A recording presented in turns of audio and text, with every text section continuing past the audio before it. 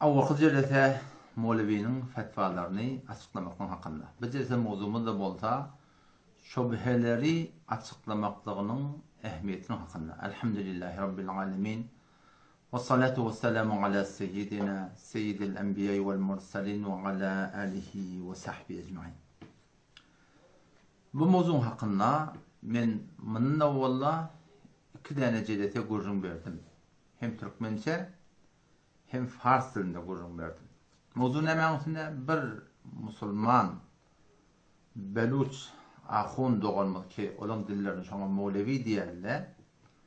Fars dilinde fezai mecazide internette şulata şey YouTube'dur, Facebook'dur, aparattır, Instagram'dır. Muhtelif şebekayı mecazi internette ödünemin Hanefi mezhep deyip Hanefi mezhebe ters fetvalar verip başladı.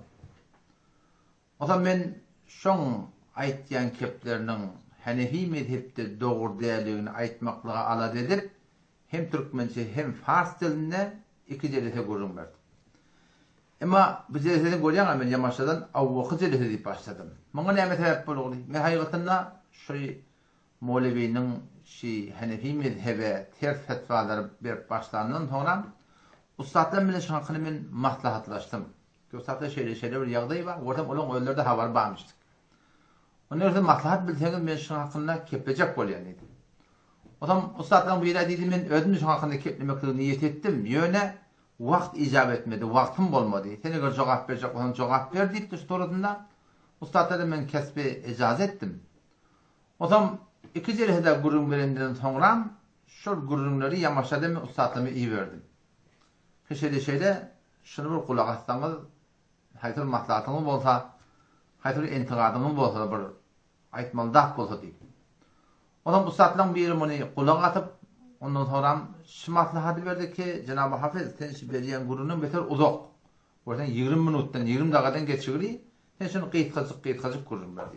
Şu tarzdan ustadların meşveretine göre şol Mevlevi'nin yanlış fetvalarını açıklamakın hakkında ben yamaçladım. İnşallah böyle inşallah gurrun vermekten niyet ettim. Şayet de bir dizinle ki ahım olunu onuşsa olmayar mı? Hemmeceğiniz ağdığınız dil vurup, diliniz bir vurup, ağdığınız bir vurup, bir çıkıra tüykürüp, il arasını ıhtilaf etmediğiniz bolmayam deyip bir yürek söydaydı diye da. Eğer şoförün bolu bilse beter qavbi. Bizim hem yürekten söyleyen de adımız. Yöne, men ödümden bir tevcih ettim, öz aklımdan, öz bilimimden, şeyle oluyor deyip, aytsam onun ay ama Allah'ın odaydan kefda diysen diyersin. Şaydım kabul ettim. Ama ben Kur'an'ın size delil vereyim. Ki hemme ahım moğlu çulun evin başına gelip veren, Peygamberin tezin başına koyup, Peygamber'e mende sorup, Huday Peygamber'in adını tuttu. Allah'ın hemmesinin niyeti doğru değil. Hemmesinin maksadı Allah Teala'nın razılığı değil. Size göre Kur'an'dan ben delil vereyim. Kur'an'da kelimeye bagya. Bag yani serç edin. Kur'an mı Guşi Android'lerde? Tefsir Nur Kurdistan mı? Başka ne kadar tefsirler var? Serç edin. Kelime bag yani serç edin. Ya kelime ve hum ya'lemun.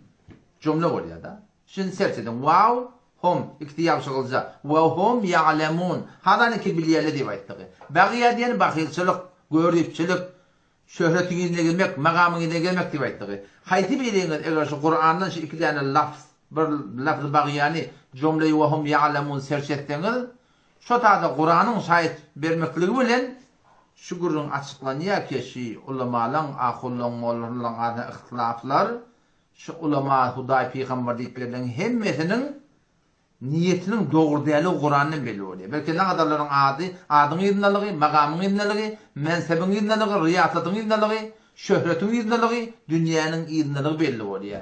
O vakti ki bir şu doğru giyip Huday Peygamber deyip de var Hudaylık maktadı olmasa ne demek ki o şeriatı ters fetvaları vermenidir ya Müslüman'da olur. Onun şu taydan yani açık olayanım ştadı bilgilere vazife icap ettiye ki bir yanlışlıktan evinde ne etmektir? Vazifemizi eda etmektir. O zaman Peygamberimiz de ediptir. İzâ zâharal fitanu, her vakti fitneler zahir olsa. Vel bid'u bid'atlar Peygamber'in sünnetine ters saatlar sünnet köküdüp de, sogap köküdüp de milletin ana zahir bolsa. Ve sohbet ashabi min Muhammed Mustafa sallallahu aleyhi ve sellem yarana sevul dedi Peygamberimiz. Şonu ne etmeli? Ketlimen oturmalı mı? Ay kalimat bolsa bolur diýmeli mi? Yok, felyuzhirul alimu ilmehu diptir. Alim ilmini aşkar etsin diptir. Etmesi näme? Fe aleyhi lanetullah diye. Kim Peygamberimiz diye. Allah'ın laneti şol alime bolsun. Vel melaike feriştelerin laneti, ansızın laneti şol alime ahuna bolsun. Allah Teala la yaqbalullahu lehu sarfa ve la adle fardını kabul edecek, nefilini kabul edecek diye Hudaý taqqatın. Adam açık qoyanım şu burunları orta gelip de açıklamaklığı geyeceğim bu vaktinde günlük kitap koyup vazife edip için aytmaklığı Müslüman doğulam avval baştan necatım ikinciden de baştaki Müslüman doğulamın da necatı gibi de bir olakamır vazife şey yani. Adam şu taydan şani vazife bir boluluk gerekli. Müslüman şansına dehmet şekliye. Allame Şamî rahmetullahi aleyhi mukaddemi Reddül Muhtar'da. Reddül Muhtar'da ne diye? Mineddini keşfet yani kulli kâdib diye. İşte dinden, dinin vazifesinden. İmanın takazatı, şeriatın takazatı. Allah Resulü'nün aydanı ne mi? Mineddini keşfet yani kulli kâdib. Haydi bir adam ki din diyanın ilmanşın geyip millete Allah kerip ya, bedgatlar yorduk kerip ya, şeriatı tertatlar yorduk kerip ya, fitneler dördük milleti dininden asıl kerip ya, şon perdesini yırtıp, şon yalancılığını millete tanıtmalıdır. وَاَنْ كُلِّ بِدْعِيٍّ اَتَى بِالْعَجَائِبْ diye. Hayır ehl-i bedgati ki yok bedgatlar millete sünnet deyip köküdüp, sünnetler bedgat deyip köküdüp, bedgat bolup adam millete sogap deyip köküdüp adamlar, şolun perdesini yırtıp, şolun yalancılığını belli etmeli. فَلَوْلَا رِجَالٌ مُؤْمِنُونَ لَهُدِّمَتْ سَوَامِعُ دِينِ اللّٰهِ مِنْ كُلِّ جَانِبٍ. Eğer bir hudaylıkla adamla bolmasa diye, yalandan huday bilen peygamber deyip verirler arada, şolu diye dini kullini yıkarlı diye Müslümanlar. O zaman şu tane birebir ola kamber borç bololuk gerekli spor marahim bir rehmet çekmeli bolýar Müslüman dogul. O şayet bir diýsin ama Allah'ın biz sen doğru aýtýanlygyny näze biledin. Men aýtýan ki bu doğruya egirdim biljek bolsaňyz sadece ýol Müslüman dogul. Otudan dogaýdy. Ya Rabbi Allah ahulluň dedi, arhyny ihlas şol. O bir zat diye, bu bir zat diye. Her gaýsy bir zat diye ya Rabbi Allah haytının doğruluğunu ya Rabbi Allah men bilemek, meni hakkı hidayet et. Doğru hidayet et ya Rabbi Allah deyip ödünden dilen. O bir de bir Hanefi mezhep. Biz Hanefi mezhep bolsak aýdylan kepleri Hanefi mezhepden iýdarlamaly bolarys. Närekem şeýle Molevimiz geldi, fetva berdi, o fetvanyň şaşaňyny gurun etjek. Men Hanefi mezhep men nip denana tasyny gerşine çeldi. Ondan goýanlar belki gulugyna çelim ketken bolýar diýip fetva berdi. Hali Hanefi mezhepde şol haramda harama mubtala bolan zenan ayallı olamaz. Bir gaptalan, o gaptalan Peygamberimiz da şeýle bir zenanları ki taşlaryny ýa-da burdaklaryny erkeklere meňdetde şolar lanet bolsun diýipdir.